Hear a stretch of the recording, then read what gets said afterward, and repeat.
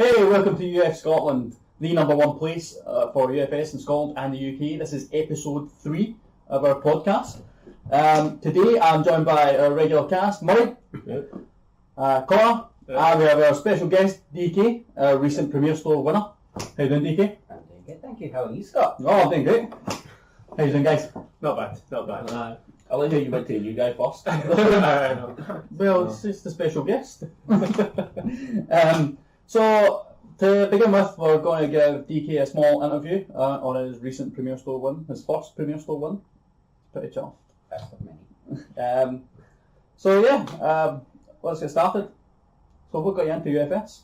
Let's hear a bit about your background in UFS. The honest truth, someone harassing me over and over and playing in a Game of Thrones tournament, we got paired against each other, and instead of playing Game of Thrones, we played UFS. I'm sure that's how you got some other people to play as well. I believe that so far I've gave up a round in Game of Thrones, gave up a round in Star Wars Destiny, and gave up a round in a Magic draft to teach UFS. Well, do you know what? More players we get, the better. Because like literally we played that match. I went, yeah, this is quite cool. I'll do the draft. So we did the draft straight away. First thing I done was the draft. Yeah. How long ago was that? That was just after Bebop came out. So like December last year. And then Yeah, cool. I think it was closer to January. I think Bebop was a bit January at least. Was it? Yeah, so just after Bebop. Yeah. And from there you, because I remember like when the first time I played you were totally into Fae. Why Fae? The revealing artwork. Fair enough. No. I'm attracted to janky type characters. Okay. And he seems fun, like manipulation, randomness. We drafted, and the Bebop came with a sheet that gave star ratings to everyone. I went, she's a 5-star, do it for her. That's what I was going to say, man, that's exactly the story I remember. DK played Faye because she said she was 5-star difficulty rating. I'm pretty sure I did the exact same because in my first draft and I seen Fae and I was like, oh yeah, 5 stars, I can do that. That's it. The difference is DK done well this one. Draft is not a format I do well in. Deck building in general is not a But format. this is true. I can play the game once I'm shown what the once deck you've does. been given like a Cassie hit. Yeah. So this weekend, well, that weekend there, you played Roy. Came out of nowhere for most people. Oh, you've been planning this for a while. Like 8 months or so, I think. I was like, I said to Murray once, I was like, he's good. Where's he from? And he's like, oh, I'll give him. And I got him. I built the deck online, and I had like maybe only 10 of the cards I wanted. So I was just like, nah, I can't bother. And then just over the time, I got the cards. And I was like, you know what, I can finally build him. Yeah, man. And he was absolutely garbage. We were testing him. And I was playing against Murray, and I don't remember who you were playing. Yeah, I think I was primarily playing Kung Jin because I was messing about with that deck. Yeah, and then Tom won a two momentum, yeah. And he was playing Punch and Judy. I was like, do you know, they'd be quite good in my Roy. So I put him in last minute, and they did help. Happy days. They did a lot of work. So what first attracted you to Roy? Why Roy? Like, I don't. Just, I'm attracted to characters that change the game. And that swap abilities, like, this is going to change the game, it's going to make it more difficult. I find I get an advantage if I make it more difficult for my opponent because I'm not that great at the game. So I need to kind of screw up my opponent's game more. So if I'm just stunning them out and making their game more difficult, and that's what he does. No, that sounds good. Just for reference, but it's either yourself or Aaron editing this. You want to flash the card for us, man, so we can see what Roy does for the people that don't know. Yeah. Because Like that's Scott. Scott knows what Roy does. It's just because it's not something that you'd expect to come up against at all. Like I guess if I played you on the day, I couldn't make it unfortunately because of work commitments. But if I had come up, it would have totally screwed my game plan. Like I'd have been stuck. See, I think I only done well because people didn't know what. Like if you play against him 2 or 3 times, you now know what you're doing. Like that's the same like when I played Johnny a lot. Once you knew what I was doing with Johnny, you're like, do you know what? I don't have to fall into the same traps, and I think that you're selling yourself a bit short there about DK. Let's be honest. You win because you're good at the game. Let's be honest. Not because you come out with some kind of deck that nobody's ever seen before. It's you know how to play the game. I totally disagree. You can disagree if you want. I can, because playing against DK, Johnny Cage and Faye were both two of the characters that I tested against quite a bit. Like, DK was free a lot before we went to Nationals. Yeah. And with that Cassie build, like, I had to be ready to deal with each. So I was looking at the cards that I wouldn't expect to be playing elsewhere, purely just to deal with these two matchups. Because before I know, somebody Nationals is going to be playing Johnny, somebody's going to be playing DK. Like, yeah, fair enough. Playing DK, playing Faye. May as well be playing DK. But yeah, it's like, if I can't beat people in my locals, then how am I going to handle national level? I mean, but that's an interesting debate, because you're saying that if you come up against something that you do not expect at all, then you cannot deal with it. It's not necessarily saying I can't deal with it, right? It's more, it made me have to look into current options that are maybe, instead of having a card that's like, hey, you catch this one specific thing. Take for example something like Good and Evil. If I was playing Cassie off Good, I could play Good and Evil, which is going to cancel responses. But if I'm playing it off all, I get Bebop Blues, which is going to cancel action cards, which most of the decent responses in the game are action cards. Or if my opponent's used their ability more than 3 times, I get to tap their character. Like both Faye and Johnny came with this glaring issue of, if I tap the character, then the deck kind of shuts down a bit. So it had to make me look into more things along those lines, which in turn also obviously helps against Quan Chi and other. Okay. So there was this. Yeah, like a proactive approach to it. Instead of looking for answering just this one solid character, just to catch all that. So I get what you're saying, but can I say that a bit different? Because you're saying that because DK's turned up with something no one's actually seen before, that's why they're running into problems. Yeah, I was running into problems because so I had to reevaluate. Fair enough. I also find I played it, I was saying, the first time I played a character that's not Johnny or Faye really. And Johnny and Faye, for me, the way I played them, the way I built them was just build a big massive wall, all the foundations, don't care about holding blocks, because Johnny's just going to, I want to take damage, but I'll take a little bit of damage. Yeah. With Faye, I was using gateway shuffles as defense. I was like, reduce by 5, and then get it back with anything with red. Yep. So this is the first time ever that I've not had the option to reduce the damage, and I was like, shit, I actually need to start playing this game properly, and I had to adjust my game plan, and I feel like that was the way I dealt with adjusting to my new playstyle, but other people are adjusting to the new playing against him. Like, the first time you play him, you're like, oh crap, I've just been stunned 5, and I'm getting to ready 3 of them. Oh crap, he's just reversaled me and stunned another 5 plus because of all these other effects. It's like, right, what do I do to get around that? And then the next time they come, they build answers into the deck, or they play differently. They might go, I can attack, but if he reversals, I know he can do that. Do you know, I'll just wait, and then I'll ready an extra. I'll wait until I've got my 10 ready foundations. He's not going to stun 10. Well, actually, I can stun 10. But that's the point. They play the game differently. They've got a different goal in that match. They're not playing to get that turn 2 kill, because they're like, I'm not going to manage a turn 2 kill with no foundation. Yep. No, fair enough. I think the reason I'm kind of bring up the debate is because personally, you know how I play the game. I don't really have a clue what my opponent's doing at all. Michael to make you a flowchart. No, I know, right? And we joke about it, right? I listen to you quite a lot, and you show me what my deck does, and I can play it out. I can react somewhat to what my opponent's doing, but because I don't have the best memory, like, I find it difficult to kind of picture what that card does across the table from me and go, right, I need to play around that. Like, I'll stop every few seconds and go, right, what's that day again? And then I'll react to that moment. Yeah. I don't have a bigger game plan. Like, I'll just play my game out. I'll concentrate on what I'm doing. I suppose I'm getting a lot better at it. Like, the last tournament obviously we spoke about the last I think podcast. that Anacaris deck was really good for you to grow as a player. Yeah. It's stall and it's janky and it's no interactive, none of this crap. It forced you to play a style that you weren't used to, because when you went to Nats you were still playing Quan Chi as this out and out aggro character who is... Going for turn 2s, turn 3s. Yeah, I just do what I need to do and get my attacks out. That's how I've always played the game. I've never had to pay attention to what my opponent's doing. Not really.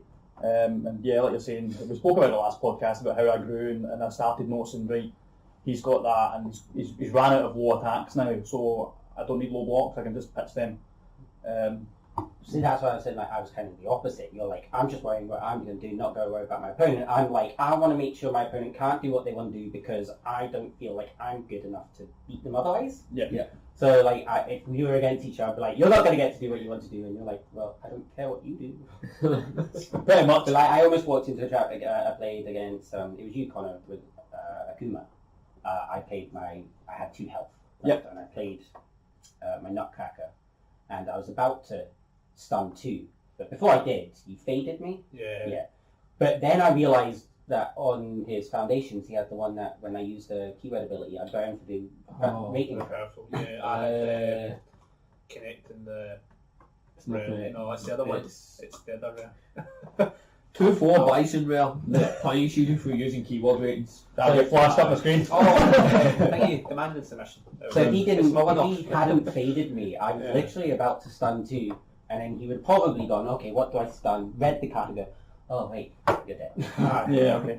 Fair enough. And I stayed on 2 health. That was since like turn 2 for about 5 turns. I stayed on 2 health because I was saying I played differently. I had to like I'll hold these 5 cards. I'll block everything because I ran 4 Fei and 4 World Without Battle, so I'm just reducing the speed of everything. And just went, So kind of segueing into like your day as a whole. But before we do that, like, tell me a bit about your deck. What symbol were you playing off? Order. Order. Yeah. Okay. Why order? Tiger Uppercut. Okay. Honestly. I've got a Thunder as well. I think these 2 cards were what we. You also got, and then you got Punch and Judy was also a order. Yeah. I think Punch and Judy were the things that pushed it over the edge for me for being an okay deck to a decent enough deck. Okay. Again, though, like in terms of what's in it, there's nothing special. There's nothing shocking. There's nothing surprising. You wouldn't look at the deck and go, "Ooh, why is that in there?" I think it's all kind of just basic, straightforward, efficient stuff. I don't know, man. I think off the bat, Tiger Uppercut might fall into that. Oh, why is that in there? Because a lot of people don't really rate the rares from Street Fighter. I don't know, like if I was playing off order, because like, I'll be honest, once I seen that you'd won, I was like, let's have a look at Roy. Of course you did. I know that I'm going to play him. I just wanted to have a look and see what other options were there. But yeah, Tiger Uppercut was one that came up. But so Actually, I guess the surprising thing maybe actually is a lot of Aaron Black support. Yep. Because all my attacks except for Frost Hammer are low attacks. And also Delta Blue Team units, and then I get plus because he changes the zone as well, which I think is probably the more effective part of his, not more effective, but it's a part of his ability that I underestimated. Because the amount of time people are like, oh, he's only running low attacks, I'll keep all these low blocks. And it's like, oh, there's the high ones. Also, low blocks seem to be what people want the most right now. Low attacks seem to be quite strong. Yeah, it does. The 3 big low attacks obviously is Missile Launcher, Nutcracker, and Shuito.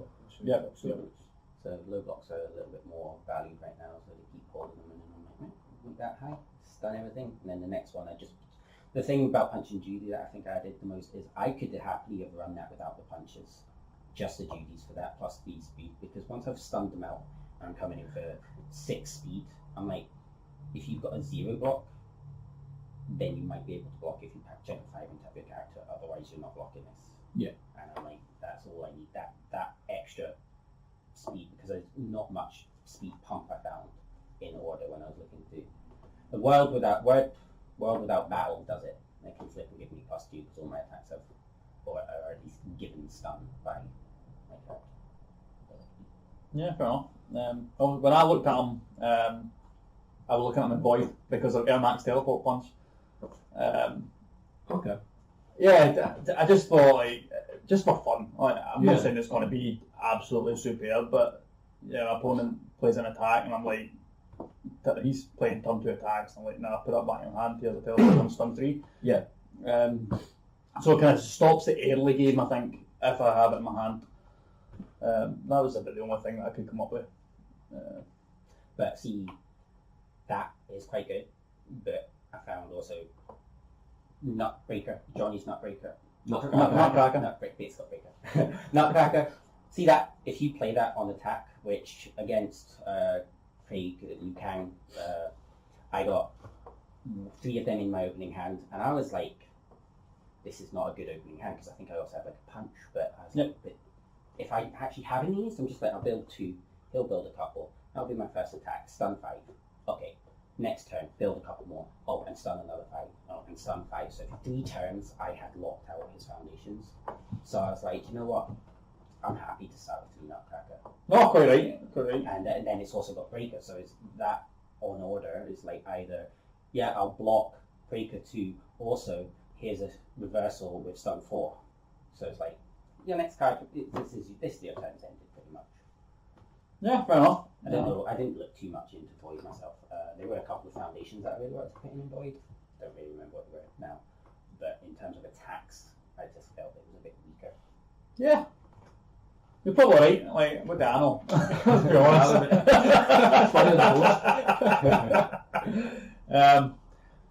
So yeah, obviously you won the event. So give me a rundown of your day. There was 8 players. No top cut. Does that make your day easier? I'm only asking because I genuinely want to know, does that make your day easier? Knowing that there's not a top cut? I think it would make my day harder. Yeah. It did, well, see, it did, yeah and no. It meant that I won my first game, which was against Grant Padley. Adam playing Grant Padley because that was the match that the UK players seem to care about most. We had Grant Padley versus Roy, which like, I won quite easily, I think. Okay. I don't really remember that much about the game. It wasn't a memorable player, you know. Well, my second game now, that was the one against Akuma. Yep. The thing, like, being no top cut, I had been paired because there was only 3 people won their first games. The 2 people who had won their first games were against each other, and I had been paired down against the draw. So it meant if I won this match, I was going to be against the winner.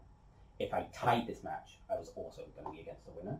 Yep. That didn't actually dawn on me until after we had finished. Like, we weren't playing slow, we weren't stalling or anything. Yeah. So our first game went about, it was 30 minutes. The Yeah. second game, so first game I won, despite my massive misplay, where I didn't play a punch when he only had 3 health left. I knew he couldn't block it because he had previously just failed to block one of my attacks, which was also high. Which was also a high attack. That's what it was. He failed to block it with the mint. Yeah, he tried to partial block it. Right, okay. And failed that partial block. He had maybe 1 card left in hand. Like, well, he definitely doesn't have the high block, otherwise he would have done that. And he had, my damage was 3 short of lethal, and I had a punch in hand, and I sent it, and then I saw him reduce his health to 3, and I looked, I was like, oh my god, what have I just done? And then I didn't draw attacks for 3 turns after that, and it was just like, I'm sitting holding on, and I'm trying, but I mean, I've got a big foundation base. Every time he attacks me, I'm like, right, stun a whole bunch of things, and I've got defenders of the Empire, I'm like, get rid of your admission fees, because that is... Yeah. So when he was attacking you, you were using like $500 on glasses to stun out his stuff and then respond on the defenders. And then I just kept having to like try and get an attack, and eventually I did. But then our second game, he got me down to 2 health straight away, like turn 2, and then I was just on the defense the whole time, like having to defend. So that's why the game went on. Yeah. But then when that went to game 3, we had like 90 seconds. 9 minutes with exact. It was 90 minutes. No, I think you it was guys like, had 90 seconds. Yeah, Or so something it was like like that. 90 seconds. We're like, we're not even going to watch that now. Oh, I know, that's what it was, yeah. I'm thinking So knowing that I tied that, no matter what I was against Craig for the winning game, so it didn't really matter about my second game because there was no top cut. Whereas if there was a top cut, then we would have then had to play again, obviously. And then, as I was saying earlier about people maybe being experienced against the deck, I think if people played me again, they maybe not necessarily maybe I still would have won, but they would have at least known what to expect. Yeah, okay, fair enough. So game 3 against Craig. Yep, that was Liu Kang. He was still really annoying. He was still clogging my pool. I did make a few errors, like not blocking the attacks earlier, so then he clogged my pool, and I'm like, oh, now I can't block the attacks. And also there was a point where he attacked me with the ship that if I don't block it, I burn for 2.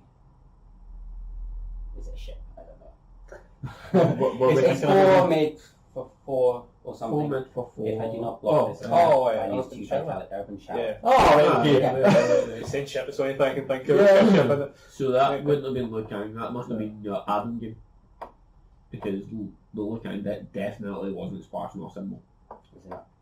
Then No, that was definitely your Adam game because I was so confused why I didn't. Okay, you were I thought going that was out your way to interesting. defend against Yeah. this despite Yeah. it not being lethal. That was the one thing from that attack. He'd come in for lethal if I didn't block it, and I was panicking. I was like, oh crap. I thought the only way I can block this is if I use my punch to get my Judy back. So punched, reduced the damage by 3 without even taking into consideration that I had just reduced the damage by 3, making it non-lethal. I was only playing that card to get the block. To get the block. And then I was sitting there for ages like, I need to block this, and then I failed to block, and I'm like, I've lost, and then I would move now. Right, okay. Against the Lucander, it's just luck. I think a lot of the time he didn't draw his attacks. He very badly checked attacks on his attack string. When he finally got his attacks, he was like, attack, check a 3, tap 1, and I feel against Roy, that's like tapping for attacks is even more, you have to consider it a lot more, because if you're wanting to follow up that attack string the next time, if this attack string fails and you want to follow it up the next time, you've got even less. I think sometimes you have to just bide your time to ready up those foundations without playing any attacks, so like 2 to 3 times in between. But he just didn't. It unfortunately came like 8 damage shy of finishing me off with 1 card left in hand, and I drew a Tiger Uppercut and a Frost Hammer, and he had like 14 tapped foundations, and I was just like, okay, Tiger Uppercut, this pretty much lethal. I had to try and block it, and then Frost Hammer, and here you go, 20 damage. Okay, fair enough.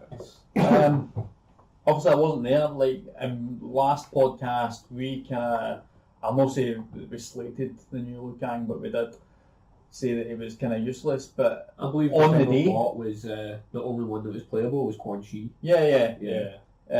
So like, I'm interested to hear about like. I don't know if did you see Lukang at all? No. Sadly, didn't. Right. I've seen Zoe. Right, okay. So, Okay. Yeah. We'll get to that. Yeah. But yeah, your thoughts on Lukang? So I basically just took a judge role at this premier event to prevent there being a bye, so I got to spectate quite a few of the games. Wholeheartedly, like, the only reason that Lukang made finals is because it was Craig playing it. Okay. That is it. Craig's just got this aggressive mindset in the game, and he builds his decks to be aggressive, and that's the only reason that deck made cut. I don't think Lukang would normally make the cut, especially given the day that he had to go through. Man, he had to play against Jet, and then from Jet he played against. For the life of me, can't remember. Oh man, I can't remember his round 2 opponent, is it? did they play Sam? I think it might have been the Was it Jackie Briggs. I was going to say, maybe Okay. the Jackie Briggs. No, because Ever played Jackie round 2. Who would that have been? Must have been Sam. Must have been Steve. That Must have been Steve. Which was Zoe. which was Zoe. Zoe. Oh no, sorry, it was Alan. Reptile. Okay. So Lukang's day was basically playing against Jet, which was Emma piloting it, into Alan, who was my first Premier winner, playing Reptile, and then into DK playing Roy. And it's like, all 3 of these decks are solid. Against Emma, he played his deck marvellously, like, played everything well. I think the issues lay their way. She should have sideboarded a bit differently from what she did. Okay. But we've spoken about that since. Against Alan, I got to witness the worst ever telekinetic mastery string that in existence. Man, I actually challenged someone to have such shit luck with this card. There was not only was windmill punch in play, which would create 1 trigger, there was also Spear You, creating 2 additional triggers, 1 for speed and 1 for damage. Yep. And each time a new attack was played, Alan got 3 triggers on this telekinetic mastery, and I think you were lucky if he passed 1 of them. And even then, the one he was passing, he had to commit a foundation to pass. Is this a 6? Yeah, As soon as a stat gets modified, you check a 6, you can give -2 to either stat. And I've seen this happen, like in one of the games, the other game, Reptile just got turn 2 beat down by Liu Kang with a windmill punch. Okay, fair enough. And then against DK, as DK was saying, like, he just couldn't get a start in the first game. When he did go for his attack turn, it just kind of flopped on. He did have a lot of good answers as well, though, because I was running prepared to fight for the first Yeah. time. Yeah. Used his glory He used his victory very pose to protect defensively, these windmill punch and stuff. He did play all that. He played everything correct, man. Do you know it's actually really good to hear because like we can't sleep with Liu Kang. We were like, nah, this guy's unplayable. It's actually good to hear that Craig can come out. I mean, yeah, he plays so aggressively. Like I remember from also the last premiere event. I think that was his downfall in Game 2 against David or DK. Yeah. Game 2, Kang's went first. He's built. DK's built. Kang's built. DK's built. I mean, you've only built like a small amount because you're holding like 4 or 5 I'm cards. worried about defending. Listen, adapting my gameplay. Okay. And Liu Kang's tried to come in, and he's had some bad checks, and then he's had to tap most of his board. I think he's left himself with a few foundations ready, and it passes back to DK's turn, and DK's like, "Hey, I'll chuck out a tiger uppercut just so I can stun you," and Craig just takes the damage. Okay. Whether you would accept, there's a weird one from Red, so he had the option of blocking, but if he was to block, he was to waste an attack. Being that Liu Kang isn't what Liu Kang used to be, you don't really want to be wasting your attacks. No, of course not. No blocks. So he just accepts the 5 damage, or the 6 damage, whatever it was, and then DK comes in with a Frost Hammer, and between the amount of stuff that's tapped out and the fact that it only took 1 punch, 1 duty to push this to unblockable and lethal. Because he got the +3 from the tiger uppercut. Oh yeah, the +3 Right, from okay. the tiger Oh, uppercut. okay. It was now it's the stun attacks. I got all my All the other trials. +1 for stun and then high attack. And I had the foundation that when I commit foundation, I can give my stun attack +2 and then a punch and a duty just set it over. The thing that I really want to know is what is Liu Kang's role now? What does he do? Like what is his role? I think he does the same thing. He's so Slightly slower pace. Yeah. It's- When I played at Nationals last year, my first opponent was running Liu Kang, and I was playing Johnny, so it was a bit of a slow game.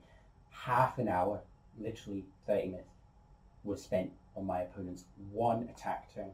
He sent me about 15 attacks because he had clogged my pool, and then Johnny is just going, right, reduce them all by 5, I'll take 1, I'll get 2 health, I'll trash this.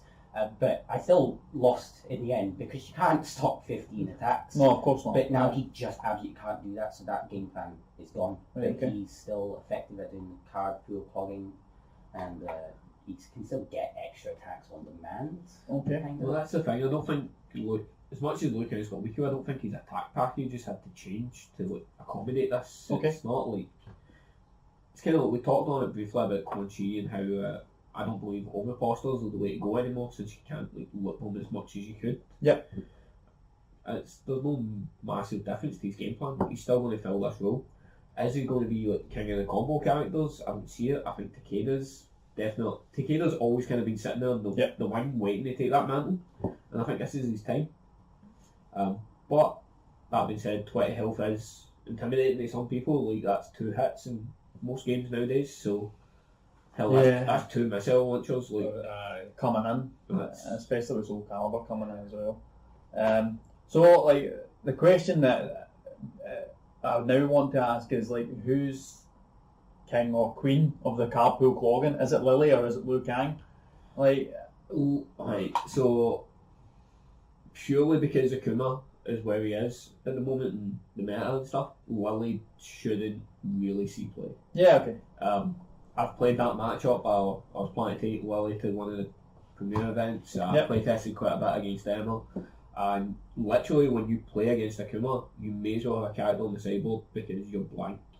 Yeah. You can't knowingly get This him. is like see, this is my problem because Lily is like the one deck that I built myself. By the way, I have actually built it myself. I have. I don't care what you say. I built this deck myself, and it's I feel like it's the strongest deck that I've built, but the reason that I'm not playing it is because Akuma's there. That's the one reason, and because Emma's kind of ran away with it for a wee while.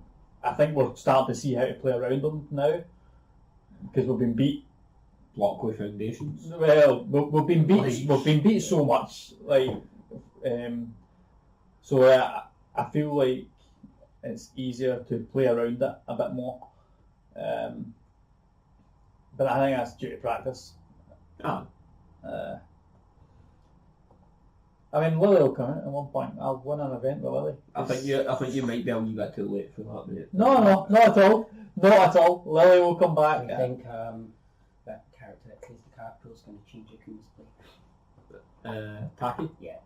We touched on that briefly about how it's fitting that Taki seems to be this silver bullet for Akuma, purely on the fact that Akuma is the raging demon of Street Fighter and Taki is the demon hunter of Soul Calibur. Do you feel like it was designed that way before Akuma was considered a bit too good?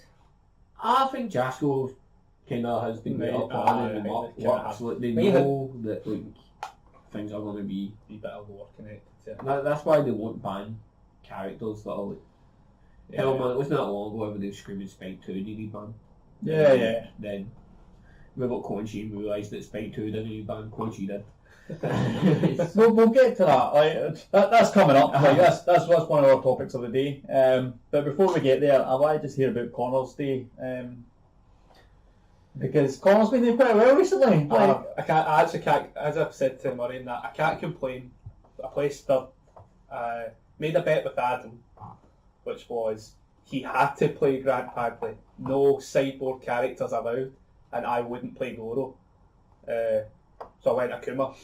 Right, I can get a bit of hate for it, but it was though, if you would, mate. It was like one of the only decks that I was pretty much fully built though. Like that was like I was like missing like the fatalities was like it. I threw in Coffee Samba to try. Yes, because you went with obviously the three options is you can either use that Gyro Man attack, which Floyd Man escapes. Gyro attack it is. Gyro attack. It is actually Gyro attack. It's Gyro attack or blade is the two options you can use. You're either using Gyro attack or Gyro sadistic blade, ways or sadistic ways or Coffee Samba. That's your Coffee Samba. Okay. So this is your spin. Okay. So yeah, I think other people have definitely used it. I think the guy that PTC might have used it actually. I'm not 100%. I'm not looked at it. It definitely wasn't an original idea. It did exist. Okay. It wasn't an original idea. It just happened to be a card I had two of, and like I only owns one sadistic ways, so it was like more of the option. Yeah. Also, I don't fear one checks either. Did come to bite me in game one, but like I don't fear the one checks. Game one was against Zoe though, so I know one of the most recent printings coming back.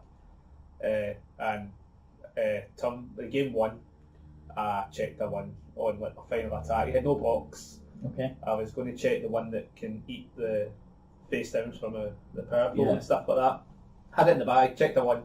Was one big punch. Yeah, was one foundation short of being able to play it, and left myself just open. I had nothing else in my hand. Basically, so I just swung back. I was like, fair dues. Game two, I think it was like turn 3. I had him down at like 2 health. It's kind of the same as DK. I just kind of went mental and like one turn, and then eventually won that one. Okay.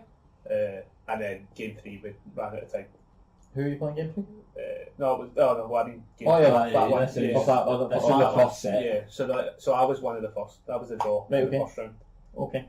Then game 2 was against DK, which within expectations I should have lost. Like I got a lot more lucky in game 2. Okay. Game 1 I still lost regardless of DK's misplay, but like game 2 I got lucky in winning it. Like I should have lost. It's hot to see when you're sitting on 2 vitality from early game and one incorrect block zone kills you. Yeah. I've been there, man. I've been there. You literally, I was like playing one foundation, sitting here, and then drawing into prepared fights. It's like, oh, prepared fight. But then I wasn't against you. But when someone plays like God's Victory person, you're like, no, okay. So. And then game 3 was against Adam with Grant Padley. So it was like a nice wee kind of fitting end to the day. Initially we walked into that game going, yeah, we both thought, well, like, we're not in the finals, who cares? Like, do you want to play this at all? Because like, I think you were asking me to play something else at the time. No, right. I sat down this ages, right. I've had a long day watching other people play the game that I love. And I'm like, I'm going to play the Switch and play some walking. That's what And you were like, what's that? I'll just play that with you instead. But then Adam then decided that if I wasn't going to play, it was going to be a loss. And I went, well, I'll have to play now. So I 2-1 them. I lost game 1 again. Like, all That's what you get, Adam. All 3 games I did lose game 1. And then game 2 and 3 I just went mental. Like, it was on the back burner basically every game. I'm really curious to know how our game 3 would have gone. Yeah, Because the game was obviously the character to beat, and Yeah. I felt very middle ground against them. So Alright, it's a good try. It definitely did show me I played too. It's as much as Akuma's an aggressive character and stuff. I played too aggressive for him. I noticed that by game 2. Right, sorry to No, it's like obviously going aggressive against Roy is quite bad, but it helped me so much having the defenders of the Empire and the $500 sunglasses, because every time you did something I was like, okay, get rid of the admission fees. In fact, was it you running Bang?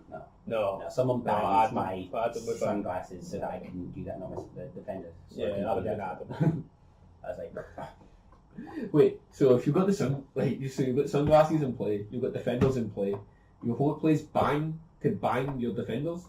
Surely you just respond sunglasses, respond defenders before the bang was I'm on. not very good at this. Like when you sent my $500 sunglasses back to hands, and I didn't know that I could have responded pressed, and I was like, yeah, that's what I was Also thinking defence, about, I didn't realise you could do that. it's all learning experience. Just before we kind of move on, like we were talking about Akuma and casuals, I had a go of Emma's Akuma deck. And like upon playing it, like I think I maybe played it a bit too defensively. Right, okay. Because you're saying you played it really aggressively, like so.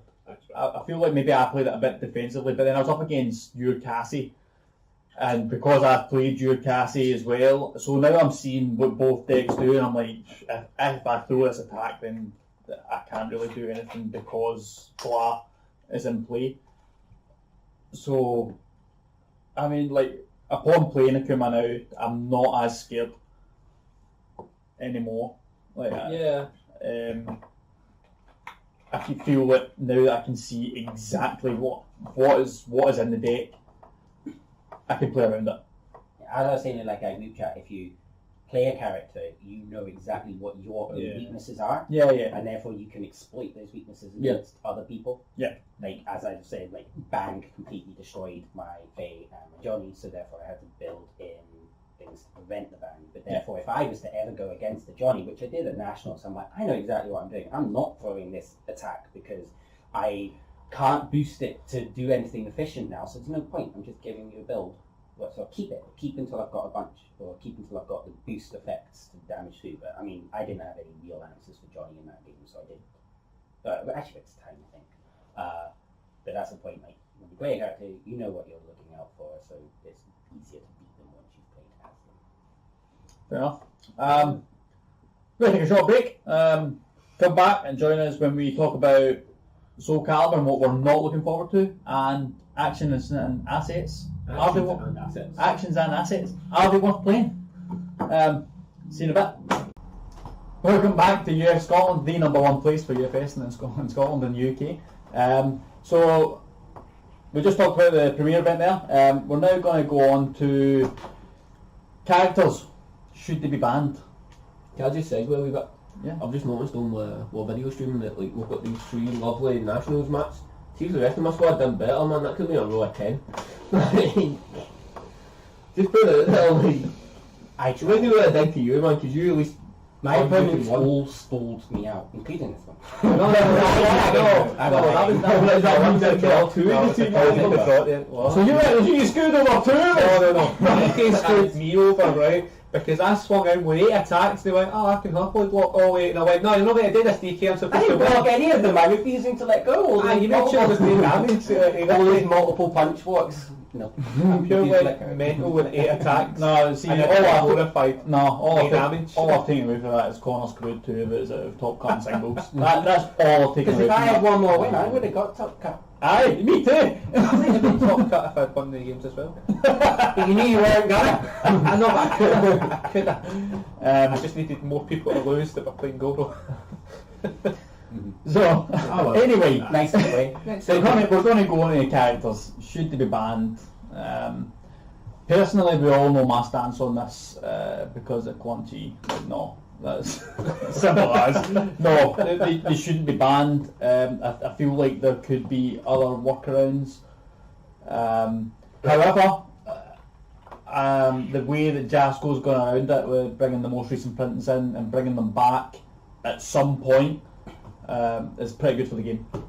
Like, that was going to be my interrupt there, man, is we've all played Magic, we've all played other games. FFG games don't really ban things, they do this whole limited Restricted list. restricted list, which is pointless, man. It irritates me.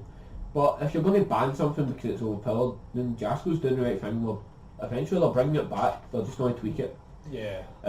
This conversation obviously comes in from all the Americans is currently in the uproar of, hey, should we ban Akuma?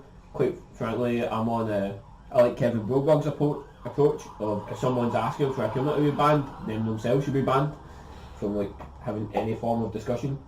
Yes. So, that's the first thing. Akuma's not OP, man. He might be strong in the realms of the game, but there's other decks normally beating him out in the PTC slot. From the top of my memory, I can only think of 2 PTC wins for Akuma. Yeah, it's only 2. Yeah, because I thought it was only 1 when we were in the chat last. And I know that he's placing well, but like, hey, so was Yeah. Jet, so was like, So was Goro and stuff like that. Yeah, There's and- loads of characters that place well that... I've got quite a few things for this. Is one, I think banning them is right as long as you bring them back. I don't think they do it quick enough. I think they should bring them back quicker. I don't like banning individual cards. Some people say ban admission fees. That'll make him a bit more balanced. I don't like that because you're taking a card away from everyone. There might be like 10 characters who can run admission fees quite innocently, but it builds their deck a little bit better. It's not abused, but now you've ineffectively hurt other characters, whereas taking Akuma out, that doesn't touch anyone else unless they want to run it as a blocker. Yeah. I don't think anyone's ever played admission fees, maybe not even Gyro Man. No. But the point is, like with other cards, but not running. I find Not running I've for played Robin. Gentleman. people, sometimes it's the community's job to counter stuff, and I don't know so much because I don't follow the community as much with UFS, but in Game of Thrones, when a problem's there, and the game has loads of answers to it, but people refuse to run the answers because it's less efficient and stuff. It's like, well, you're screwing yourself over. There are answers to Akuma. There's plenty of them in almost every symbol, but people are like, this card doesn't help my deck. I don't want to make space for it in my sideboard or my main deck. It's like, well, then if you lose to Akuma, whose fault is that? You could have run the answers, and you know Akuma's popular. He is powerful, he's very efficient, he probably maybe needs a little bit of a tweak, but only if they do it rapid. I think maybe just reprint him as soon as possible without banning him. Just make a most recent reprint, and then when that's released, just say, look, old Akuma's gone now, here's a new one. I don't like erratas, because erratas complicate the game. Yeah, like when you're having to sit there with, prime example was Netrunner. At one point you had to sit with a document if you were the TO, and the document was literally 5 pages of this PDF that was just, this is what this card actually says. Yeah. Right, okay. That's a bit tough. That's difficult to play with and against because I think if you're going to errata something, give out reprints to everyone. Like, just make it a free service on your website. Send up, look, give me 3 of this card. Done. I can kind of, with you saying make it a free service, man, I can kind of get that. Jasco hasn't made that free service. They've instead went for it's a redemption thing. Yeah, it's which is redemption fine, at the cheapest level, like it's 20 or stuff like that. And then on top of that, like, we got sent, what, I think 20 of each, maybe less of that, then we know we're getting more. Which is good because, like, the people this is going to affect are the people who are going to Premier events anyway. So we're all going to get a hold of them, we're going to get them eventually, and if you play that character, it's really not difficult to get a hold of that character. Well, So there's ways of doing it that are good, and there's ways of doing it that are bad. You have to reprint it. I think you can't just leave an errated card but never reprint it. I think that's a bad thing to do. Yeah. if at all possible, what I'd like to see from Glasgow, I don't know how big their print runs are and how much stock they actually sit in their warehouse. In future sets of like especially stuff like MK, if it is possible, man, just take the old Akuma, not Akuma, the old Quan Chi, the old Liu Kang out and put in non-foil versions of the new one. If possible, obviously you can't always account for everything. Yep. My fear is the players that open these from booster packs who are like, just buying a random pack, from the store. They don't think anything of it, and then build a deck, show up on the day. I mean, that have to go here, mate. That doesn't work that way. Not the one. Yeah. I guess I same never argument thought to be of said that. about banning. Like if you just ban a card and Yeah, so I didn't know the one from Red Horizon was banned until I opened it in a pack once and someone was like, oh, that's banned. I was like, well, I could have used that. I could have chucked that in, like, Faye. it's Zoe or Scrumworth. Scrumworth. Oh, right, Yeah. I had no idea, like, at all. And there's loads of cards that are errated that I had no idea. There's the Felicia one, I think, where it's like, return someone's foundation to their hand, but it's remove or something instead of return to your hand. Yeah, instead of the cost being return this foundation to your hand, it's remove. Yeah, I have no idea, and then someone tells me. Ever hopeful? Oh yeah, okay. Ever hopeful. Yeah. I've looked at you, man, because I knew you played a lot of Felicia, so like, I expected you to know. I mean, a lot. I would not expect me to know. A lot of players, like, that will probably be watching this will be like, well, it's not that big a deal, but that's because you follow the game, you're really up to date on the game, you know all the changes. That's kind of it. Like, the first time I really experienced it was with Paul, the local guy that initially just started buying MK packs because he's an MK fanatic. Like he travels for MK tournaments and stuff, and he opened a Liu Kang and he said, "Oh, Liu Kang seems cool." And I had to say to the guy, "I'm like, look, man, he's actually banned in the game, but there's a new version coming." Albeit I kept telling this guy for like 3 months that there was a new version coming. It's it definitely needs to be quicker. If they're going to do something about Akuma, they need to replace him as quickly as possible. Yeah. Even be working on it right now and then just announce, oh, he's banned, here's the new card, done. From my understanding, Jasco's a small team, man, so it's like they are constantly playtesting, but they're constantly playtesting 3 or 4 sets ahead. They're not really the time to go and look at a character Yeah, and you stuff. can't focus 2 sets back. What I would like them to do is maybe even like utilise the scouts, man, or even like people that are well into their community, like Kevin Broberg, like Kevin Smith, hell, even the UFSU guys, say to them, can you spend a weekend and see if you can break this fixed version of a character? And a simple wee, like, no disclosure fucking agreement, man, and be like, don't talk about the fact that we're looking at them. In the past, at least, man, we got at least a small update on what was on the watch list for Jasco, and this was pre-Twinkle banning, and it was like, Twinkle was on it purely due to our interaction with Distraction Destruction, and there was some other things on it. But it'd be cool to know what is the watch list nowadays, what is the cards that they're thinking about.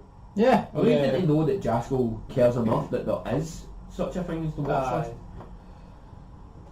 Even like a newsletter kind of thing where, like, obviously just drop the kind of characters. I mean, like they kind of done that, have they not? I mean, like people were worried about the Sub-Zero thing. Well, yeah, people were worried about Sub-Zero, and they done this rules explanation video, which I'm really hoping this Friday they do one explaining Zhang Hua, because that was the rules question that people really needed answered. They didn't need, oh, there's a Sub-Zero infinite loop, and yes, we're going to leave it in the game. That's fine, man. I don't care there's an infinite loop. Sub-Zero can do already crazy bullshit things with Cryomancer's Descendant. Like, yeah, I suppose it. If I die in an infinite loop, then it's my own fault. Like, obviously we spoke about this briefly before it started and how quickly it can get set up and blah blah blah. But if you know your opponent's got this infinite loop in their deck, they're going to aggressively mulligan looking for the pieces. Yep. Why are you not aggressively mulligan looking for the answers? No, that's not what I say. And I mean, we could get totally into it. What I says was, if they have that in their opening hand, and you haven't seen your answers yet, and you've mulliganed to find your answers, and you still haven't seen them, that's bad luck. It is bad luck, I suppose. However, you're not running answers specifically for Sub-Zero. You're running answers for a lot of other decks. It's an all-colours deck. That's what happens when you come to these events. And if you don't see it straight away, game one, you decide to get your other answers for your infinite loop, you still don't see it. It's bad luck, I suppose. I don't really want to lose to bad luck. Bad luck's the worst thing I think to lose to. I don't know, man. I think I'd much rather lose to bad luck than losing to being outplayed. I'm not saying that in the sense of being someone that gets outplayed and then just claiming, oh, it's because I didn't have X, I didn't have Y, I didn't have this.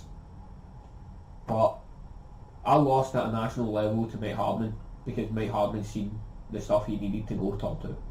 Yeah, okay. I'm okay with that. Okay. Because I just didn't have the stuff there. There's no control over it. Yeah. But if I'd lost like 10 turns into Mike because I chose something and I'd made the mistake, at least then I'd made that decision. I'd be like, hey Michael, not that Mike, myself, you're a dick. Why did you choose to make it lose like that? Yeah. It's I don't know. I would hate to lose turn 2, 3 to bad luck. I think there's than anything arguments to else. both sides there. Yeah, definitely. Like someone you sit down at a table and you're like, right, let's play for first place, and then boom, turn 2, you've lost, and there's literally nothing you can do. It's like, well, I might as well not come. There's nothing I can do. Aye. But whereas, like, you're saying, if I made a mistake or I made the wrong decision, you're like, you start kicking yourself. At least if you lose to bad luck, you're not going to be kicking yourself for the rest of the week. I don't know. I'd rather be kicking myself. Yeah. I personally, I would rather be Okay. kicking myself. Like I think the thing I always say is, like, if I've played a game and I'm like especially when I was playing Cassie at the last premiere, I was like, there was nothing I could have played differently that wouldn't have had the same outcome. And that makes you feel a bit And better I'm like, about yourself. yeah, do you know that way? Yeah. I'm probably more leaning on that side. yeah, How I like, deal with a loss. at least your finals games, man. There was, It was like there was there nothing, was nothing I could have played differently, where it wasn't the perfect play for me initially. So is that you No. outplayed, or is that you just thinking, well, my deck's just not as good? It just happened. No, but Yeah, that's what I'm saying. aye. Are you saying my deck's not as good because if I played any differently, or are you saying it's bad luck No, that you I- didn't see the cards that It's- were I giving think- you the choices? I think it's kind of cop out. I think it kind of cops out in both answers really, because like Yeah. the deck was perfect, Mm. the deck was working, and it hit something that just happened to do the same. The other deck was perfect, and it done what it was meant to do. How So, would like, we like a format where we can go in and we can stack our decks at exactly that? Choose the order of your 60 cards or 60 whatever cards and see who wins that tournament. Because then you would never be like, it would be the best deck wins, wouldn't it? Well, yeah, Obviously but- certain strategies would But, just I outright was gonna win. say, But do you know, like, I'd be game for trying. that would be fun. That's it. Try it. Yeah. I mean, I see it. Next step, Next tournament, alternate rules. Ultimate rules. I don't think I could play Roy. I mean, I see that right because like, I'm going to bring it back as well to our final. Like, Yeah. I don't think my deck was equipped to play against your deck whatsoever. I think I still think there's things that I could have done differently.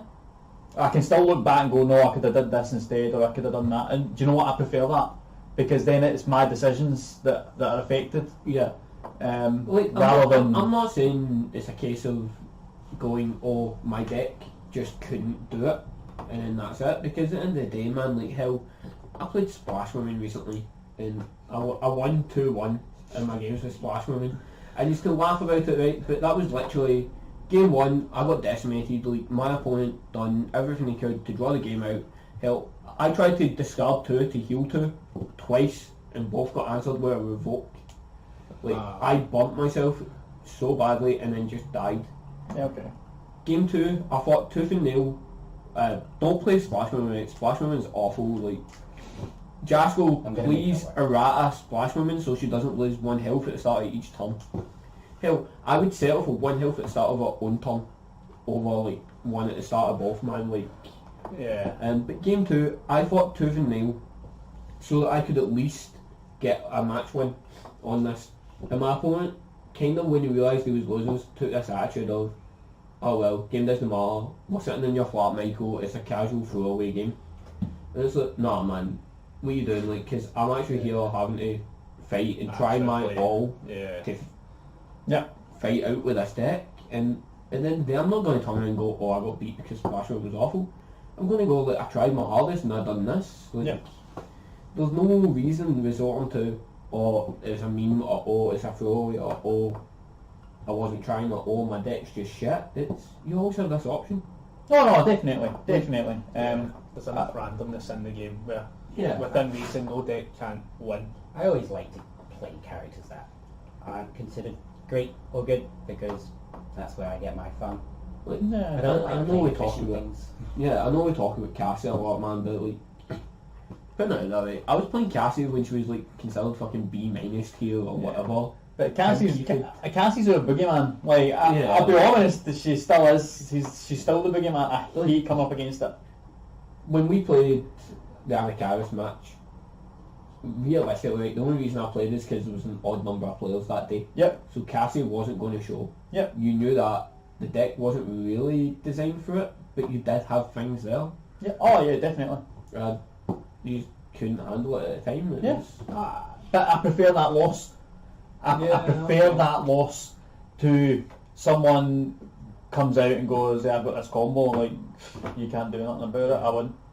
I've got Heidi, here's my Aye, that's what I was thing. going to say. It's Well, like yeah, how like, you get the that's characters out in It's your just, ways. I know it's the same I get what you thing mean. that Ryan Farm related it to, man. It's like the hiding thing of like, hey, I dropped my 5 robots, I've won.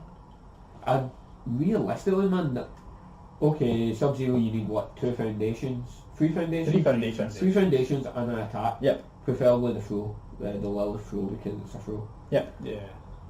Whereas Heidi needs 5 character cards. So you can make the argument that it's 4 cards versus 5 cards. But it's 5 cards that really you can't interact with. What you're going to do is feign it, cage fight it. Yeah. There are also 6 checks because it's a character. So the first one attaches due to Heidi. Yeah, that's Yeah. fine. And then if you've built your deck that way, man, you're probably not playing attacks. So like being 6 difficulty doesn't mean shit. It's tap Yeah. 1, tap 2, tap 3. Or even Yeah. then, like you're probably playing that. Marathi has that foundation that can respond after check to give you Profit +3. one. Yeah. Oh yeah, Like, I understand. I understand. Like I'm not like saying that it's the be all and end all. I just feel like I'm going to be really angry if I lose to this. Like that personally, I really do I'm not not want to saying play logic, against it. right? Could you not be really angry if you lost to something like Punch and Judy? If you just didn't have the answer at the time? Yeah. I've died to Allurophobia. Oh yeah. Not had the answer on Like the because I hate punching Judy as well. There's loads of Honestly, things. man, like what it sounds like is you just have an issue with anything that closes the skill gap. And I mean, like it takes players. No offense, DK. It takes players that just can't really play the game into this is an easy combo. You'll score some cheap wins. I don't think yeah. Punch and Judy was the only reason I won. I definitely don't think Punch and Judy was the only reason to win, but Craig definitely wasn't happy with getting Punch and Judy. But I made a deck that requires just 1 punch or just 1 Judy to win. I didn't need them all.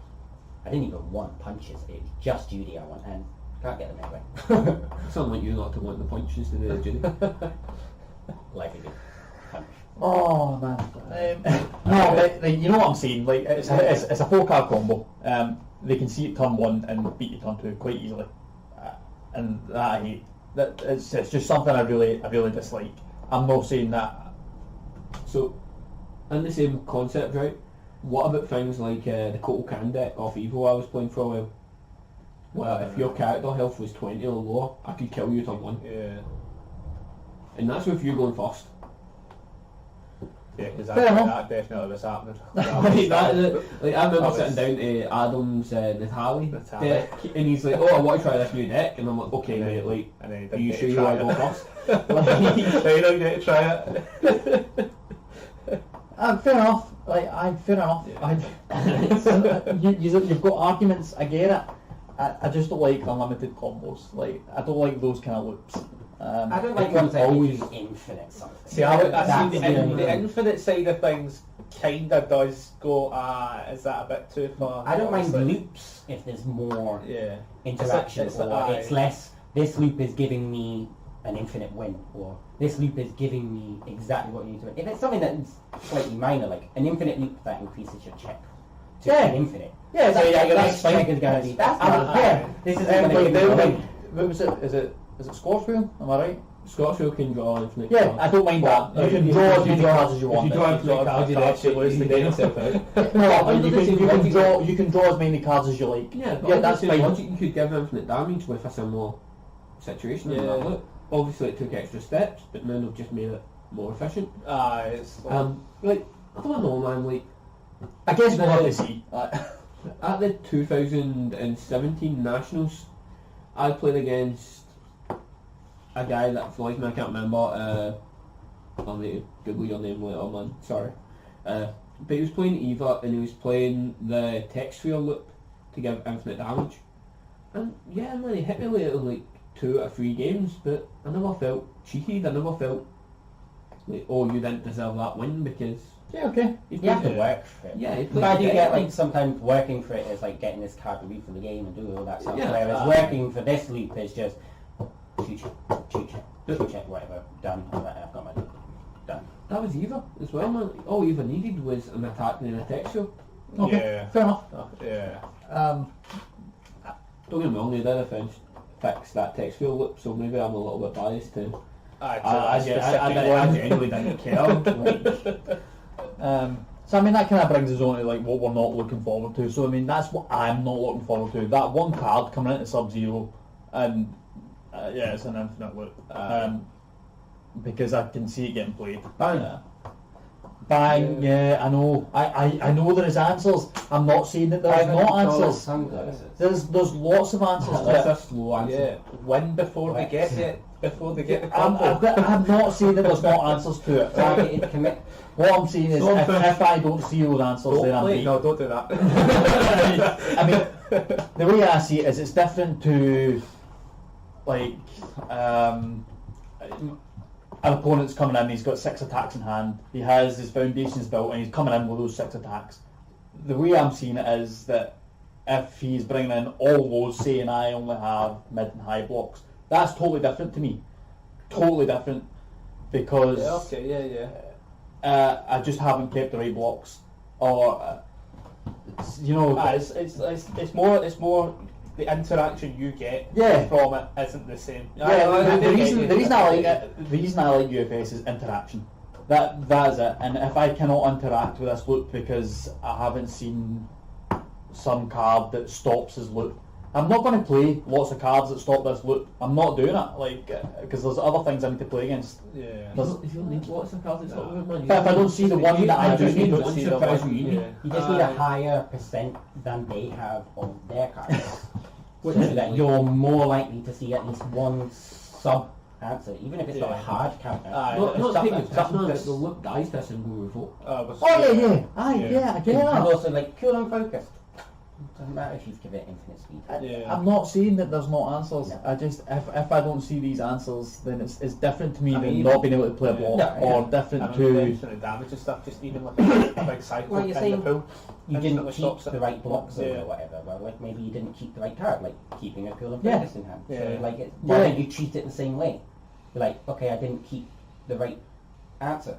Okay, fair I enough. mean, if it happens turn 2, I do get where you're coming from. I'm playing devil's advocate here. I'm trying to wind I actually envision the future of this situation isn't a case of, oh, I didn't keep the right card. It's, Michael, why did my deck not have?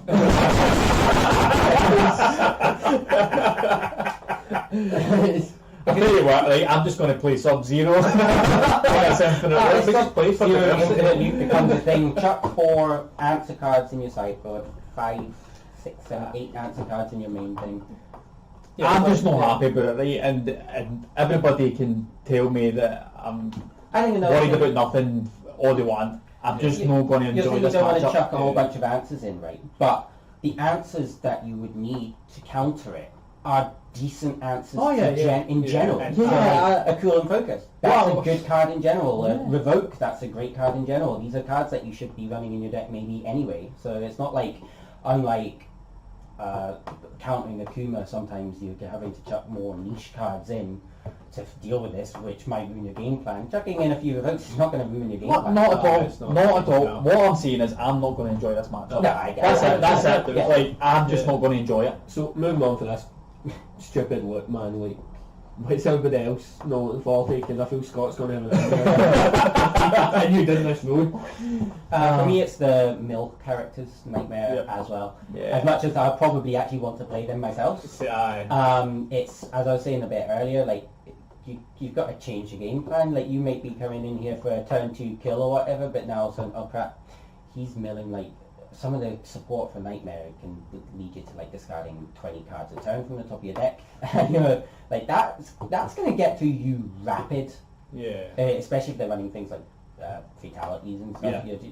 You could be decked out turn 3, 4, maybe. I don't know. It depends on your attack pattern. It's completely dependent. Very optional. And I think that's just going to slow games down a lot in the terms, like, not slow them, because they're probably still going to be quick, but your turns are going to be sitting there like, what can I do? What can I play? Can I check? If I check more, and I think that's... How much do you help them by checking? But I feel like it's just going to be a time thing. Once we've adapted, if they become popular, playing certain cards, increasing deck size. I always run like way over my deck size anyway. So I think it's something just to adapt, and I'm not looking forward to adapting. Yeah.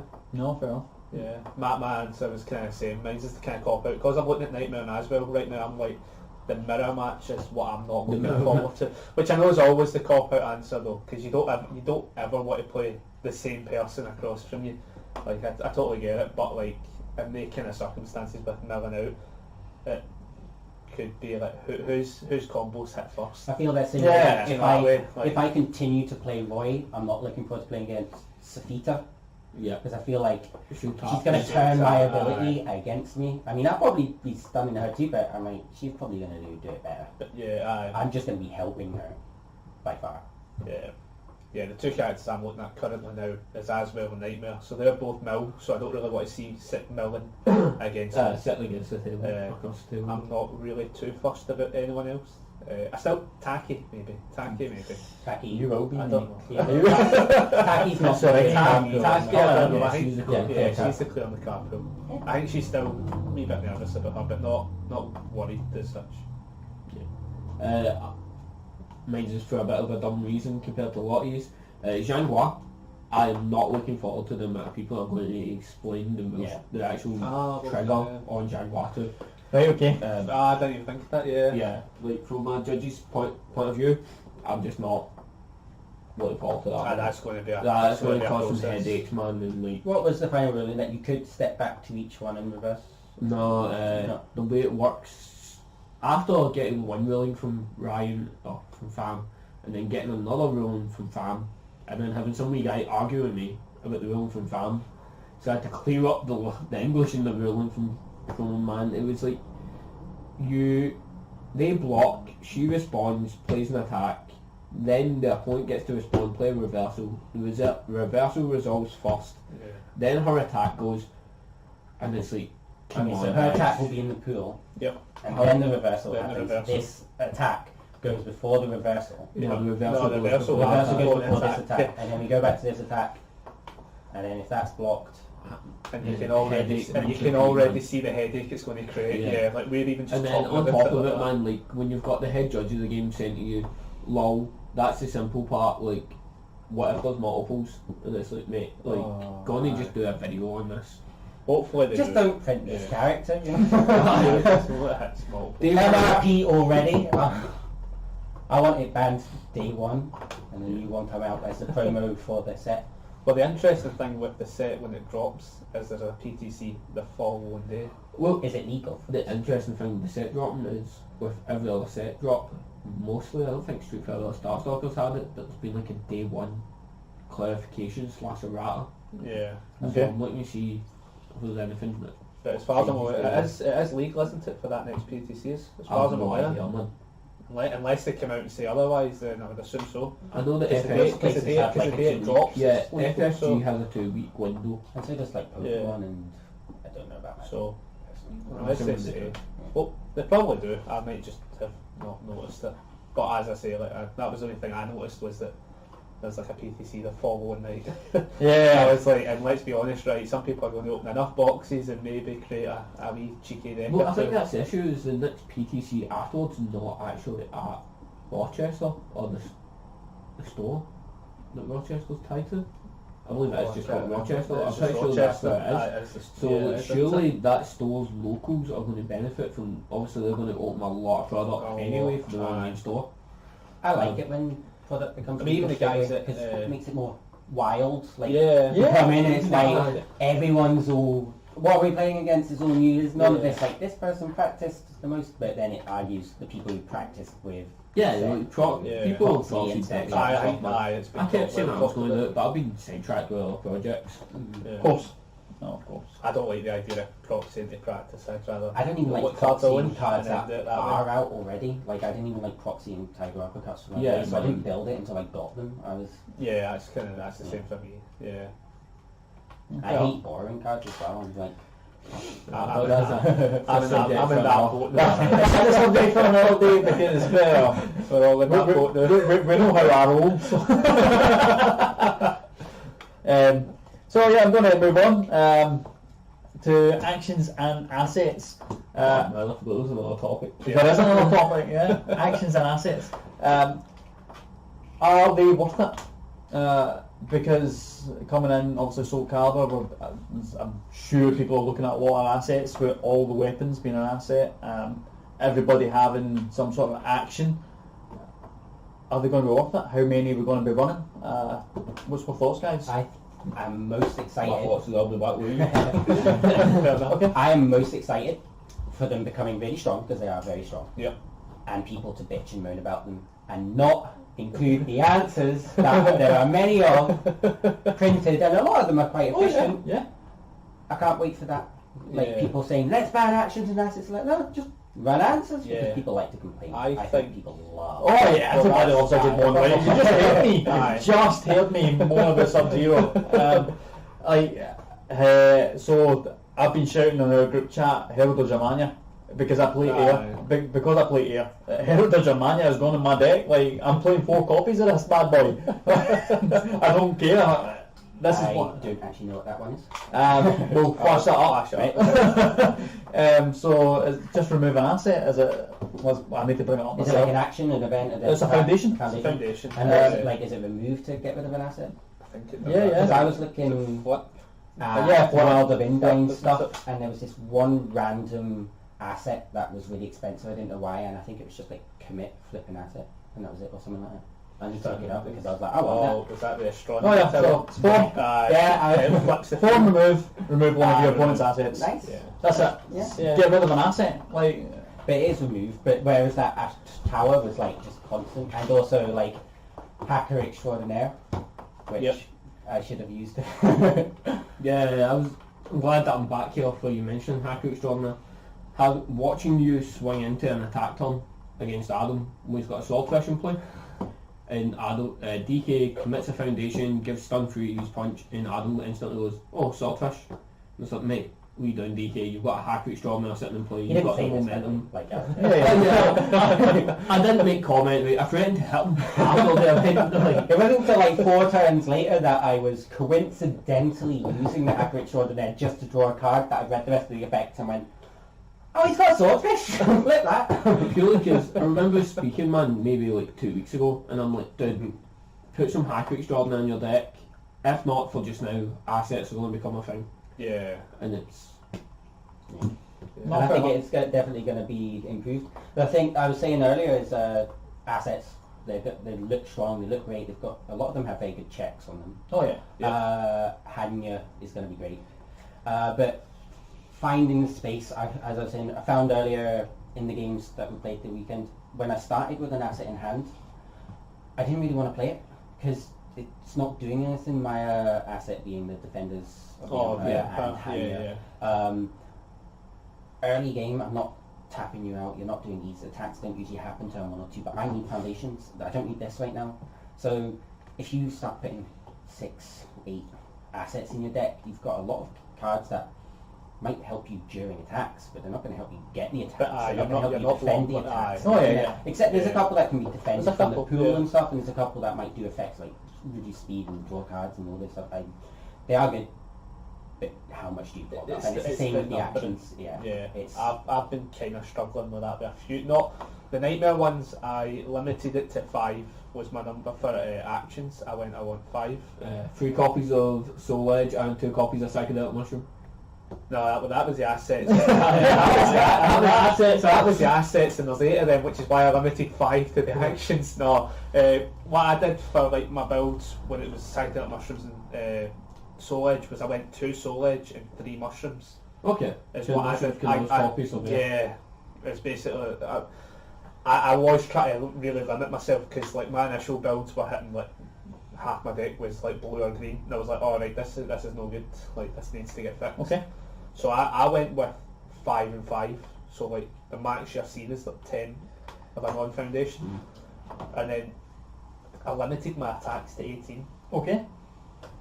That's a lot more than I'm running most of my decks. So that was my way around it, but there is a few decks I've been really struggling with finding where to cut cards. Like some just they're too useful for like the whole deck. I think you really need to pick one, And maybe just- 2 assets, and just go and be like, they're the all ones in I on need. it. I Yeah. found having one, I only ran one of each of mine, but that's only because I only had access to one of each of mine. Yeah. But I would have rather have 2 of the one. Focus, double down on what you need the most. I mean, one's more situational. Maybe even sideboard a different asset and be like, this asset was really effective against this matchup. This one would be better, and you could take 2 for 2, or Swap you them could just out. swap Yeah. completely. No, that's a good shout actually. Yeah. I'm just pulling up the kind of deck that about there, but I'm thinking I'm sitting at 10 total as well, actions and assets, and I really don't want to be. So you'll be Void Mitsurugi. Yeah. So you're talking about like maybe 3 copies of his asset, maybe 3 copies of Hanya, maybe 2 copies of Hanya. Then no doubt you're playing the other one that goes with Hanya, like I can't remember the name of it. Kian. Kian. Yeah. And then what, 3 copies of Mitsurugi's action? Yeah, 3, and I don't know was See, it built was your deck. if I was actually looking at Shanghua's weapon. For the stun, because Like- obviously a lot of Mitsurugi stuff's stun. I joked about with it a lot, man. I was talking about 5 weapon Yoshi and playing 10 assets, 2 of each, and it's like realistically, man, I think I've built a more consistent deck that's dropped that count completely. Don't get me wrong, I'm still playing like 5 assets, but Do a lot of the Soul Calibur ones have 6 checks as well? no, most I think. the action, the the assets, fives. sorry, are 5s, but there's a fair few 6s in there. Yeah, I know Yoshimitsu's the 6. Yeah. Fleishman couldn't tell And you Hanya's anyone the else 6. is the But 6. like, because that Aye, in attack itself is a 6. can make you justify a little bit more, because Because you're validating Yeah. it with the check as well, which I The- think I think made the- the difference. Ignoring the check, man, it's really the difficulty that I'd use to validate it. Like Zhanghua's asset, you know, 1 diff action is 1 diff asset. Yeah. It's like, okay, yeah, like I can build. Like what? If I'm going second, I can build 3, then play this, Yeah. risk it on the 4, or Yeah. tap my character if I need to. Yeah. That's fine, man. Yeah, totally. I think the big one is Hanya though. Like, how many Hanyas are we going to see in the community? Well, Do we have enough Hanyas in the community? No. I know I own 3. I believe DK's on I've got 1. I've got 1. In fact, I might own 4. We trading. I gave you my Yeah, I bad had- format one. Yeah, the Aye. I won 4, but 1 of them's in my cube. Yeah, I own 1. I own a playset and 2, I think. With Hanya. Yeah. Really? I have opened far too many boxes of platinum. Okay. So you have 2 spare Hanya? I probably do actually. I'm confused with Kian. No. Because I've got 3 again. Right. Yeah, I know I've got at least a playset as well. No, Right, I'll admit though, I did open a stupid number of platinum. I'd describe you have more Kian than Hanya. Yeah, definitely. I probably do. I definitely do. I would say I definitely do.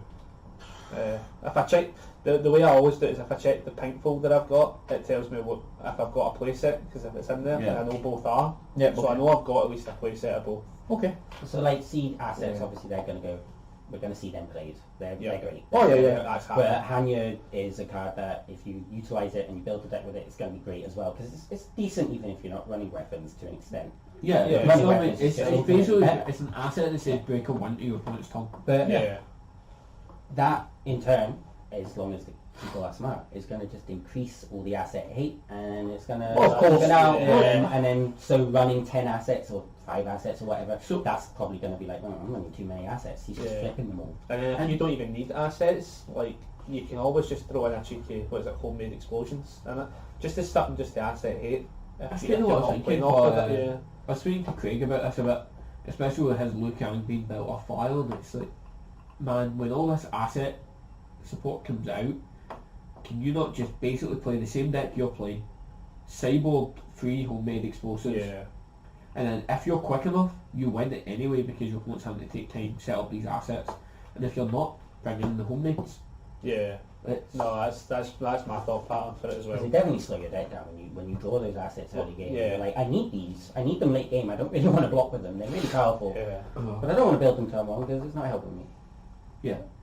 No, definitely. I think it'll just be a matter of people finding the kind of sweet spot of like how many they need in the deck. What comes out play testing? Yeah, that's literally it. Play testing away and see what they need. I'm already going to be running a bigger deck than 60 cards anyway, playing this other game. I couldn't tell you the last time I played. No, I can. Kung Jin. Kung Jin was the last time I played Batman 60. For the longest time now, I've been playing 60 plus antis. Yeah. Just for... 65 is my max typically. Yeah, so which is so the running the 60 plus Gogo plus antis. Plus Mulligan, yeah. I'm 68 for a boy. Yeah, so when like 60 cards is pretty difficult to hit these days anyway, so running the extra actions assets, I don't know if it's going to affect. They just jumped to 70. This also helps Yeah. us against Nightmare and as well. Yeah. 100 card decks, mean that. I don't know if I'm going to go to 100 card decks, but I've been saying it for a while now, I predict that we're going to see some decks playing maybe 16 attacks top. Between 12 to 16 attacks. Yeah. Especially like soul edge and stuff kicking about. Aye. You don't want to be milling your attacks. We're going to see this meta of like low attack count. Low deck. attack count, aye, Yeah. stall out. Build up, come in for the kill. I agree. Yeah, I agree. See that. In fact, 16 is the highest attacks I've ever run in a deck. Alright. Is it higher? Oh wow, okay. Yeah. Now Johnny was only like 12. It was like show throws and fatalities, and I don't even count them as attacks. They're more like actions. Yeah, they are actions. And then Faye was just 4 getaway fires, 4 surprising showers, and 4 of the whatever attack I flavour of the month. Sometimes it was slide shots. Sometimes, most recent one was the tech throw from Street Fighter Starkstalkers. With me. Draining Vector. Yes, Oh, that's yeah, it. yeah, yeah. Which That's I the one. still have almost no cards from that set except a play set of them. Just change it up. It's fine. Fair enough. I think slide shots is my favourite version. Yeah, I quite like slip Yeah. shots. I tried that in fully shot as well. Pretty cool. So yeah, that's our thoughts on actions and assets. We've got to do a quick what else have we been playing, and then round up the podcast. DK, let's hear a bit. Have you been playing anything else in the recent weeks? Just on the last mission of Charterstone, the legacy action worker placement game, and Game of Thrones, the card game. Yeah, you're a big Game of Thrones player, aren't you? I am. Oh, and Final Fantasy, the trading card game. We're really going to talk about Fantasy, we'll leave that for Installed another now. day. Yeah, just those 3. New set came up for Final Fantasy. New packs are finally coming back for Game of Thrones, so going to get right into them soon. He's not going to get right in the soul calendar. I'm also getting which is in stores very soon as well. What about yourself, Connie? Have you been playing anything else? We were doing a lot of Soul Calibur. Try to do the legendary arcade run. That took up a large portion of my time in life. Probably going to quit on that soon. Tetris 99 was the other one I was playing. You got me almost hooked into that. Quite addictively. I do play Tetris in general though, so like it was nice to actually play it. Nerd! Nah, it's bad. It's bad. I watched one Worlds event or something like that and I was hooked somehow. Alright. The commentary was good for it. Really? Yeah, the Tetris? Yeah, the commentary. He's got it now. He's got it now. I know, really. It's really, oh, it's a square! Slide right in there. Every time they hit a Tetris, the crowd just shouts Tetris and you're like, fair dues. What's hit a Tetris? Hit a line. You get like 4 lines, Oh, you that's a Tetris. get a Tetris, yeah. Really? And then the crowd, you can hear the background scream. They got proper crowds watching this and I'm like, it's Tetris guys, let's... And then you go sit there. And then I'm sitting watching it going, it's 2 in the morning, Colin, I should really like calm down with this. Does it still play the original theme Yeah, song? no, they do. They play classic Tetris is the one they play. Alright, okay. If you So know, like proper on the I need to check this out. controllers. I really do. That's good. But I've been hooked to Tetris. Michael made me play Tetris 99, made you nothing. I offered you the chance to go, aye, give me a and then bash. about 9 Why is it games later, I 99? was Is it like, 99 players or is it? Aye, more? Yeah. Yeah, I've seen it, but like, is it out of 100 or It's something? 100 players. Yeah, We're playing Why is it against 99? 99 Yeah, others. 99. because you're versing 99 Yeah. players, so yeah. Pretty That's- addictive. that's But cool. that's been literally my gaming of this week, really. So video games, okay. Yeah. Yourself? I must admit, I'm back on video games as well, man. I've been pretty busy. Other than I got a game in with Dr. Lely, a game in with Splash Women on Monday. I've been pretty preoccupied with Deadlock Games. Hopefully the website will be active by the time this video comes out, and you can tell all the local stores about us. I've been preoccupied with that, man. Other than that, one of my good pals, Dom, brought his Switch up to a movie night, and I got a chance to play Tetris 99 and a few other games. And then 2 days later, I bought a Switch. Like, damn you, Dom. So yeah, I've basically just been sitting playing Wargroove and Tetris 99 my spare time. I'm playing Darksiders as well. Darksiders, okay. Is that your first time playing Darksiders? No, I played it back when it came out, and I got to like the first boss and then put it down for whatever reason. Back in the 360 days, I bought like every game that came out. Okay. I've got over 200 Xbox 360 games, so a game wouldn't last me longer than a week. If I didn't complete it in a week, it probably was never getting completed. Yeah, fair enough. Did you know they had to patch Darksiders 3 because initially it played more similar to Dark Souls than it did a Darksiders game? So they had to patch it so you can include in Darksiders you can cancel any attack by dodging. So they had to include this in Darksiders. Oh, okay. Didn't know that. No, that, I only knew this because we had to Google what the difference between like new version and retro version was. Right, for okay. I did hear Darksiders that they 3. were making it more Dark Soulsy. every game's kind of going that way, Yeah, though. there's no that. It's a battle royale. I don't Yeah. like it personally. I find that Dark Souls is artificially difficult, and by making it clunky, the gameplay's a bit clunky, the combat's a bit clunky and slow, then that's what makes it difficult. Yeah. It's all just, once you know the timing, it's not difficult. The fact people can beat it without taking a single hit in a couple of It's hours, quite it amazing. proves that it's actually Yeah. not that difficult. It's just repetition and It's a lot. learning. I put it out, man, Bloodborne was a better game. I've never Bloodborne played is the Bloodborne. best I never Souls played game. Not I never like played Bloodborne. it. I died more times playing any of the Mario games than I did Dark Souls. Doesn't make it difficult just because you die a lot. No, I mean, I played Dark Souls for Dark Souls for a different reason. I played it for PvP, which is a lot more reactive. It's a different kind of ball game. Completely. Yeah. Because I did it, don't get me wrong, I enjoyed it. I platinumed the first Dark one. Souls the Battle second one was Royale quite good. would literally just be 100 people rolling. Totally. That is The it. ultimate mosh pit. I love this guy, there's a video of a guy going around and he just like pretends to be friends and then he does this spell that shoots like 8 balls but right into their face and he just it's like, yeah, let's be friends, oh bang, yeah. Shoots 8 balls into their face. That's how we're ending this. I don't know, man. I feel as though we need to talk about how pish the Dark Souls board game is. No, we'll leave that. We'll leave that for another time. That's one for when we play it and then review it. Yeah. Oh, Okay. man. I'll That- pop it there. Never played it and I still want. Okay. Yeah. I'll play it with you, DK. Yeah. Like Well, when Scotland was this man, the three of us Aye. can play it. There we go. There we go. Coming up next. Set a camera. Personally, I've just been kind of emulating PS1 games on my phone like I normally do. Currently playing Breath of Fire 4. Play Dragon Warrior 7. Final Fantasy 7. Fuck Final Fantasy 7. I've played Final Fantasy 7 about 1,001 times. these Dragon days. Warrior 7 is a better game. It probably is not. Breath of Fire and Suikoden are my favourite series, so Play Crash Bandicoot. no. I love Crash Bandicoot. Yeah, we all Play for do. Crash Team Racing. I never played the first one, I played the tag team one. Did you see the recent trailer where they've confirmed that the levels, the courses from the Game Boy Advance game are also coming in to this remaster? These Oh, very good. these series of That will be remasters of like Crash Team Racing, Crash and Spyro are like the best remasters they've ever done. Yeah. They're so... Other than Yeah. fuck the high road. Do you know what? You just run along the road. No, it's not funny. I'm gonna get video will come of Scott trying to play the high road for Crash Bandicoot. Alright, Just seriously, just jump on the ropes and run along them. okay. I mean, don't get me wrong, it's the most frustrating level in the game. By Sure far. Oh, it really is. Mate, it's worse than Dark Souls. Yeah, but you Don't don't get go me for that wrong, most difficult game in the world.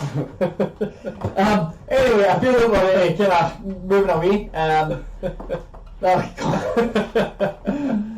That ends episode 3 of UF Scotland. Please check us out on Facebook, Instagram, Twitter at UFScotland. Don't use the Twitter, nobody uses it. Yeah, use the Instagram. Oh yes, that's right. Advertising. Don't use our Twitter. Right, the Twitter will be updated. I'll be honest, I've been kind of busy. Twitter's is my domain, and He's babysitting. I fell behind. So I will update the Twitter. So please check us out. We're at UFScotland _ for Twitter. Yeah. I should know this. man. I should know this. We're UFScotland on Facebook, UFScotland on Instagram. Yeah. Check out Deadlock Games when it comes.